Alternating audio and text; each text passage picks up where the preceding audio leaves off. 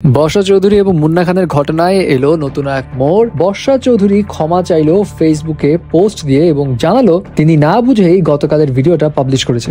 যদিও এই ভিডিওটা এখন আর অ্যাভেলেবেল নেই তার ফেসবুক পেজে। যাই হোক, তার এবং মুন্না খানের মধ্যে কি চলছে সেটা সবাই নিশ্চয়ই জানে। তিনি দাবি করেছিলেন ভিডিওতে তিনি মুন্না খানের সন্তানের মা হতে চলেছেন, 3 মাসের প্রেগনেন্ট তিনি, এবং মুন্না খান তাকে ঠকিয়েছে, নানা রকম কথাবার্তা। অপরদিকে মুন্না খানের কথা হচ্ছে ভাই কেমনে সে প্রেগনেন্ট হইলো, আরো অনেক রকমের কথা তিনি বলেছেন যেগুলো হয়তো মুখে প্রকাশ করার মতো না। যাই হোক, এখন এইসব বিষয় নিয়ে বর্ষা চৌধুরী অনেক তোপের মুখে পড়েছিলেন, কারণ কেন এমন কথাবার্তা তিনি পাবলিকলি এনেছেন এত দাপটের সঙ্গে। তবে এখন বর্ষা চৌধুরী তিনি ফেসবুক পোস্টে লিখেন, সবাই আমাকে মাফ করে দিয়েন, 7 দিন আমি হসপিটালে, কালকের ভিডিওটা আমি না বুঝে দিয়েছি, এর কারণ আমি জানি না, আমি মানসিক হসপিটালে আছি, মুন্না পরিবার নিয়ে ভালো থেকো। তিনি আরো লিখেন, আমি নিজেও জানি না কি বলেছি না বলেছি, মুন্নার বাচ্চা আমার পেটে নাই, আমি প্রেগনেন্ট না।